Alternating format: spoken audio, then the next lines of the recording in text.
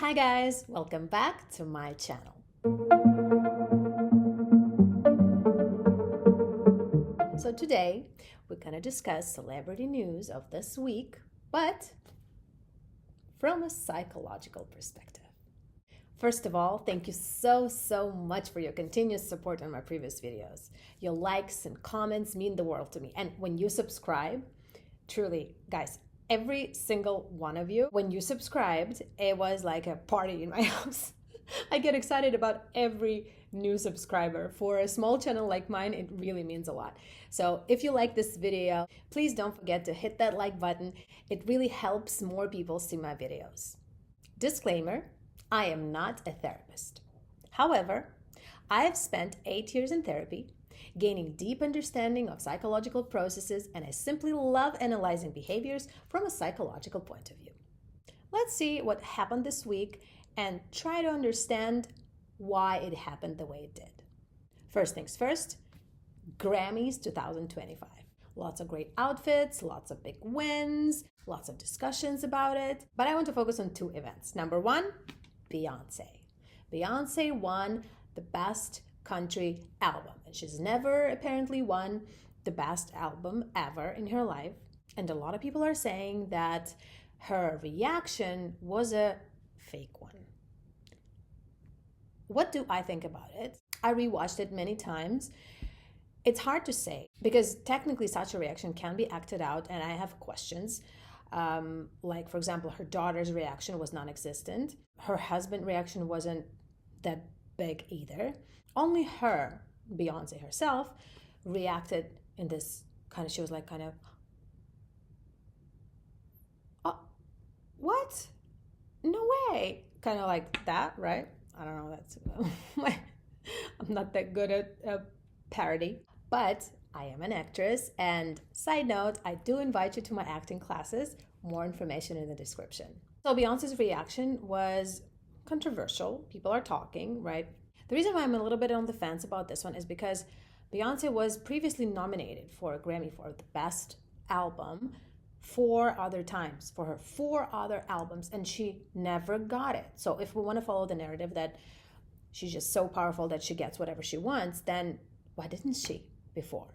So could it have been a surprise for her? Technically, it could. If she really was surprised, psychological reasons for that particular reaction, freezing, are instant threat assessment. When you're surprised, you perceive the big news as a threat automatically. Your amygdala, the brain's fear center, reacts before your conscious mind can process what's happening. Then another reason is evolutionary survival mechanism. In ancient times, early humans, they freeze and they save themselves from potential predators. Cognitive overload, emotional processing, autonomic nervous system response. These are the psychological explanations for this kind of freezing when receiving big news. Or she could have just acted it out and then it was planned. But we'll probably never know. Moving on, Kanye and Bianca Censori. Is it Censori? Censori? I'm not even sure. That, of course, was a shocker. Yes, there's been many instances when they have already shocked us, especially while traveling abroad in Europe and Japan, I want to say. She's always missing clothes, apparently. So why is that so? What kind of dynamics are they having in their relationship? What I was thinking here about Bianca, so a lot of people are saying that, oh, she's just this poor girl and he's using her, she's suffering with him. We don't know that. We can't really say that, because if she has this specific type of psychological trauma from her childhood, like, for example, she was constantly told by her father what to do, how to behave, maybe he was aggressive, this is obviously just a speculation, or abuse, it didn't have to be even physical abuse, even verbal, emotional abuse kind of thing. And in that case, she might have found her father in Kanye, and she's enjoying in a childish way this kind of a role, and she could even consciously be enjoying this kind of lifestyle. because it serves her trauma. If she went to therapy, for example, and somehow worked with this trauma and healed it and separated from her father in this case, or maybe mother, the genders don't matter in this kind of thing. And this is transference, as we've discussed in my previous video, when you're basically putting a mask of your parent on your significant other and acting out these old scenarios, trying to solve an unsolvable problem from your past.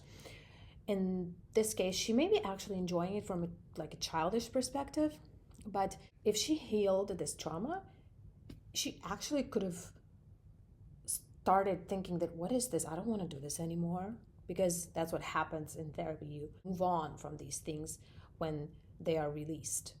As for Kanye, specifically in the context of having your woman constantly naked, why, right? We all wonder why. I was thinking he clearly enjoys this dominant position in relationship, right? When he started dating Kim, he immediately wanted to change her up and change her wardrobe and make her into this other woman. She was like a project for him in a way. And same thing we can see here. This also could be coming from childhood. I sound like a broken record. Everything's coming from childhood, but this is just the way it is, you guys. That's how it works. This kind of thing could be a so-called identification with the aggressor. If his mom or dad were aggressive towards him, dominant, and he felt this power over him all the time, and he was in this weak position of a scared child, for example, that's what he may be wanting now from his women, that kind of obedience and absolute weakness, in a sense. This kind of temporarily gives him like a pill for a toothache, like something that temporarily helps with your pain. I think this could be this kind of thing. And on the subject of narcissism, for example, Kanye obviously shows a lot of narcissistic tendencies and defenses. The way he treated Taylor Swift, the way he talks to paparazzi, especially in the past, all of those things signal narcissism.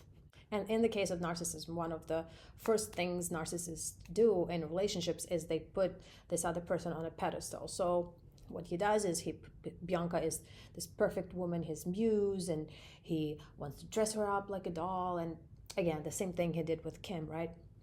In that case, she is his muse, maybe for a second, but this quickly goes away for people with narcissistic tendencies, because eventually, just as quickly as they put you on a pedestal, they bring you down.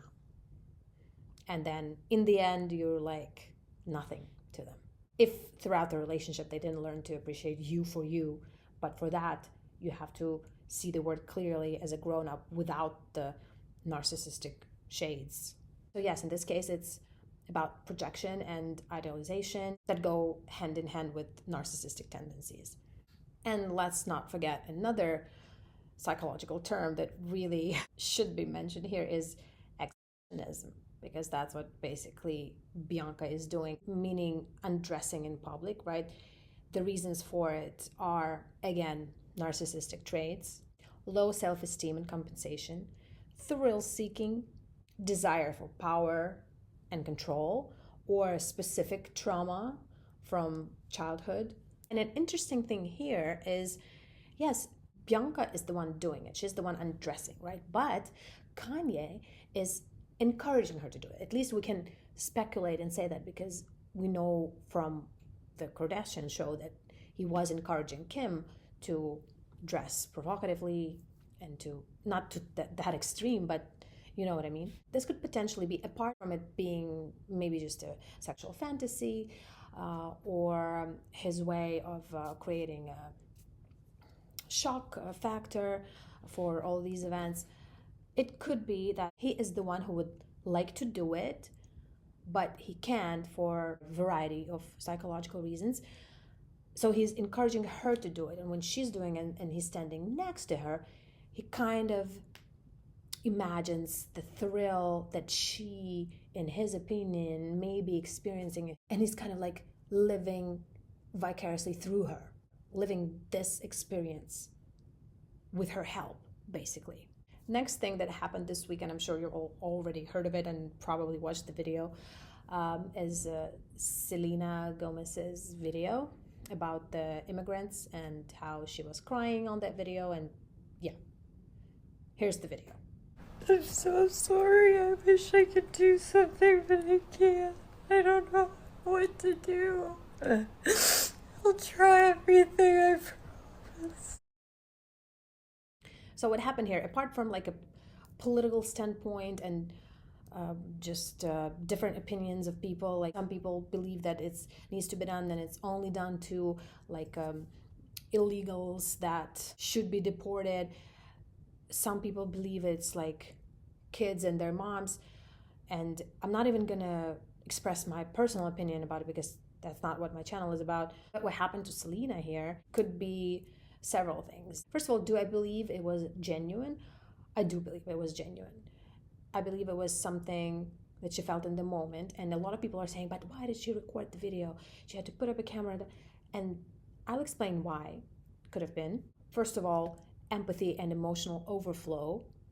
So she read something or heard something and she just couldn't handle all those emotions, and she started crying because what she heard means something to her. Again, as I mentioned in my previous video, I believe that things in life are generally neutral and we are the ones that give them meaning. So she heard something that meant something to her, and that's why she started crying, and she believed what she heard, and she imagined something, maybe that mom with like a baby being deported, and she started crying and she had this emotional moment. And in this sense, crying is obviously an emotional release. It helps us when we cry, when we release all these negative emotions. And for empathetic people generally, it's important to externalize their emotions, especially on social justice issues. Next thing is catharsis and seeking validation, because sharing her emotions this way publicly in a video can act as a catharsis, helping her actually process these feelings. It could also be, and this is important, I believe, an unconscious desire for validation and support from her audience to feel less alone in this emotional experience. So when we say, even when we say she's consciously put up her phone and started crying, she, I'm sure, had a lot of unconscious motives for doing it. It's not like she was like this. I feel like people, when they talk about these things, they're just like, she's just this mean girl. She's just so rich and like she just wants to play with us with this video. I don't think even very, very successful people think this way. They have feelings. You don't have to agree with their feelings. And I'm not saying even I agree with them, but this is their feelings. What can they do? And the reasons why the public reacted the way it did is, first of all, I believe perception of performative activism. So people just basically didn't believe her and didn't believe her reaction. And again, especially since she's so successful, and like people are saying, why didn't you do something then? Then emotional mismatch, because if people believe that this kind of event does not deserve this kind of a reaction, there's like a mismatch and people feel like they're being tricked or something. Then projection and emotional discomfort. So if certain people watch her video, they feel discomfort because they also start to feel some things and they project everything onto her and lash out at her for having that reaction. Or it can even be jealousy. Yes, jealousy, because a lot of the times when people react in a strong negative way at things like this is because they're jealous that either they can't allow themselves to do that in a certain situation, or they're just generally jealous of somebody's vulnerability, or even like empathy, for example. So yeah, it can be about that too. And also just generally celebrity culture and people hating on celebrities, plus the polarized opinions on the matter itself. So yeah, it was a difficult one. The next person we've seen on the news this week is Wendy Williams. Oh my gosh, guys. I have to admit, I loved her show. I've even been to her show. But the funny thing is, it was in 2019 and she was actually not there. There were guest hosts, and I like dragged my husband to watch it, and it was the best. Even, I mean, if she was there, it would have been a million times better. But like, I watched all of her episodes, even rewatched them when the show stopped. So her story is just so sad to me. So now she's stuck in this conservatorship because she has her issues. She had this divorce. She has health issues, psychological issues. I'm gonna mention them in a second. So she's stuck in this conservatorship with a person who I assume she doesn't even know that well, and she's at the facility, and she can't do anything. She can't spend her own money, which I believe is like, I think every person has the right, even like, to blow everything away. Who made these decisions for her? I don't even want to speculate, but it looks like somebody wanted her to lose everything. I just spent an hour and a half on the phone with Wendy Williams, and I can tell you that the Wendy Williams I spoke to today is the same Wendy Williams that I knew 10 years ago. Spoke to Wendy over the holidays. She did? Yeah. What happened? She seemed perfectly fine to me. Like, Wendy sounded like she could do radio tomorrow if she wanted to. There ain't nothing incapacitated about Wendy Williams. And to be clear, you can't leave. Like, they won't allow you to leave or have visitors, family members or not. So you can't even leave and take a walk if you wanted to, or take a trip or visit family members. They give you a difficult time for that, and family members can't visit you? Excuse me, where I am, okay, you have to get keys to unlock the door to press the elevator to go downstairs. So sad. And so in her case, some of her personal struggles were related to addiction and unfortunately substance abuse, then anxiety and depression. Then she had a difficult childhood, even though she gave us mixed signals about her childhood, that she grew up in a rich neighborhood apparently, but her parents seem to have been emotionally abusive to her, that they were calling her fat, they were forcing her to lose weight, and she was really unhappy. I can't even imagine. It's like, this kind of abuse should be punished, really. I feel like only physical abuse is taken care of. Not always. But emotional abuse is really so dangerous. It ruins lives. And then people are wondering, oh, why is he addicted to something? I wonder why. What a coinkydink. Yeah, then she has Graves' disease and thyroid issues, neurological issues, and plus her terrible divorce that must have been so painful, and some narcissistic traits, because Wendy. Obviously, she had narcissistic traits. Again, knowing from her words what her childhood was like, I'm not surprised. And I believe her narcissistic traits have kept her in that marriage. I find it hard to believe that a person didn't know that her husband was cheating on her for years. She only pulled the plug when he had a baby with another woman.